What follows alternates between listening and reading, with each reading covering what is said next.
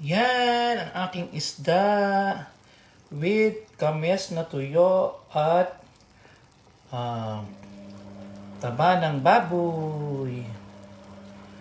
Ang pagluluto ko ay paangay-angay laang, dahan-dahan ng apoy para mas maluto ng ayos ang isda at malasa ang isda. Yan, para labog din ang tinik. Mahina lang ang apoy niyan para mas malasa ang isda. Yan po, paluto na siya. Mga 30 minutes na lang, tama na. Iinit ko na lang uli mamaya kapag kami bago kumain. Pang dinner po siya or mamayang alas 6 kakain na rin ako nito.